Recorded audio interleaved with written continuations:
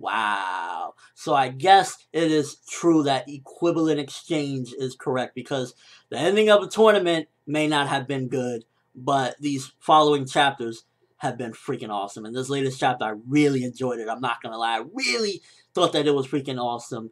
First of all, this rogue guy, it is really a conflict at this point of whether or not he's good. Because here's the thing about it when we see a little flash into the future where he's talking about that he's from 7 years into the future, and in his future the dragons have already taken over. They're ruling the world right now, and I remember a particular part where Igneel was somewhere. I don't know where the hell he was, but he was speaking upon the two dragons that supposedly raised Sting and Rogue.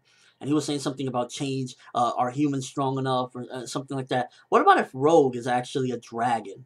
What about if Sting and Rogue? Well, this particular future Rogue. What if he's actually a dragon? What motives would he be? What if Rogue is actually that the good dragon that actually changed history? Now, I'm assuming way too much because it was probably Igneel, but it's a possibility Rogue is like he is the dragon that supposedly raised him or something. Because somebody pointed out to me the timeline, and Natsu was a little kid when Igneel and all the dragons disappeared, and apparently Sting and Rogue are like, what, 7 years younger than them? So how would they even work out into being into this particular story as far as, with their dragons and everything? What if Natsu and all the dragon slayers that had dragons were actually in the past when they were with their dragons, and then when the dragons disappeared, it wasn't that the dragons disappeared, it was that they got flashed into the future.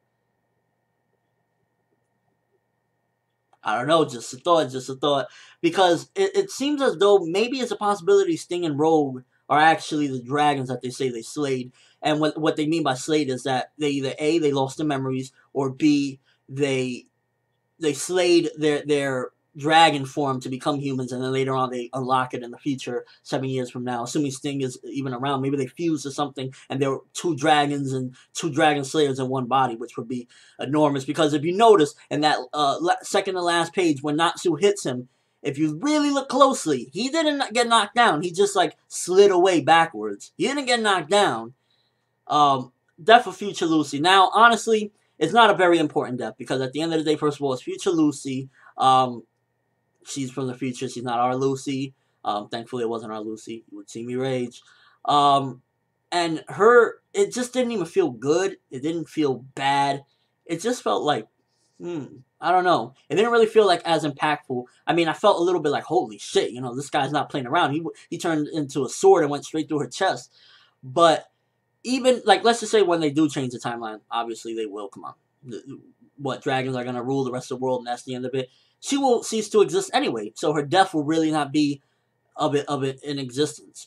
So it's not that big of a death, but it still nonetheless was pretty crazy and gruesome to see, and I liked it. I like looking towards the future. Yeah, I can see it not being that important, but it was still crazy to see, and I enjoyed it, and I'm enjoying where the manga's heading now. Now that we're done with the tournament, now that we're done with all these rules and regulations, all this stuff, I'm really liking where this is going, because now the mysteries are picking up. Now, there's one thing, though, I want to address about the mysteries, is that don't put too many mysteries in it, because then you start getting a little convoluted. Like, it seems like, who do you trust at this point? Does anybody even know what they're talking about at this point? Does Rogue know what he really saw? Because Future Lucy was like, I didn't even do it. I didn't do it. So, who can you trust at this point? And Rogue looks confused. Rogue is like, what do you mean you didn't do it? What's going on here? So, what did somebody impersonate Lucy and close the gate? A lot of mysteries, and I think maybe too many at this point. Like, spread them out a little bit. If we're gonna go into this next arc, spread out the mysteries a little bit, make it a little bit more, less cluttered. Because right now it's like, yo, who do you trust? We got the princess trying to open up the gates. We got that Lucy apparently closed the gates. We got a lot of different things, and not to mention Carla's prediction from way back in the beginning of this arc, or her futuristic vision of Lucy standing in the castle, apparently singing or crying, and is crumbling. So maybe Lucy does do it and she doesn't realize it. Maybe it's really hard to say, because there's just so much mystery. Like, I can't even really hit this one on the mark. So then that just goes again that there's a lot of mysteries going on, that it's just like everything just seems like, who do you trust? What's going on? Some of it is good. I'm really liking a lot of this mystery because I'm a mystery fan myself, and a lot of these mysteries that Hiro Mashima is throwing in there, pretty cool. Overall chapter, really enjoyed it. I'm not gonna lie, I thought that it was pretty awesome. You know, Lucy, even though it's future Lucy and it might not be the biggest deal or anything like that, still think it was crazy that she's apparently dead. I mean, if she's not dead, okay, whatever. But at the moment, she looks dead. So craziness for that one. And this rogue, he's not playing games. He really wants to evade this future, apparently. Because what if he's just trying? You know, his goal is to make them use that energy from the eclipse, and then there won't be no more power. Then the dragons come and start slinging shit.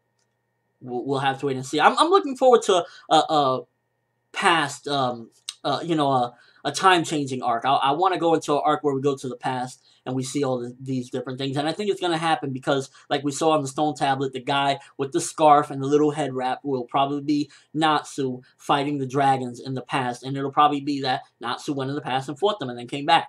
So we'll have to wait and see about that. And crazy prediction into the future. But what if Natsu, when he goes to the past, he actually sees his younger self and he's confused? I don't know. A lot of mysteries. That's why I keep on making that face. There's a lot of mysteries going on here. And I'm enjoying it for the most part. And I thought that this chapter was very nice. I really enjoyed it. So, shortcomings of it, definitely a lot. Too many mysteries cluttered up. So it's like a little bit of like, oh, come on. What's going on here? What's this? And some of the panels, I guess, kind of felt a little bit like the stuff with the princess is like trying to build up too much too quickly. Is like, a bit of a clutteredness, I guess, would say the faults of this chapter. But everything else I really thought was nicely done. This rogue is not playing. Who's the freaking villain here? How many people are in this past that, went through the time machine? Or is Rogue fooling everyone? Because Rogue did have a couple of little looks that felt a little weird. Like, dude, you're trying to change time, but you're making these weird faces. But at the same time, then he's confused about Lucy. So, we'll just have to wait and see, I guess, at this particular point. I give this chapter 4 out of 5. I really enjoyed this. I thought it was nicely done, regardless of the future, maybe. For right now, the present, where we're at, this chapter was pretty boss. So,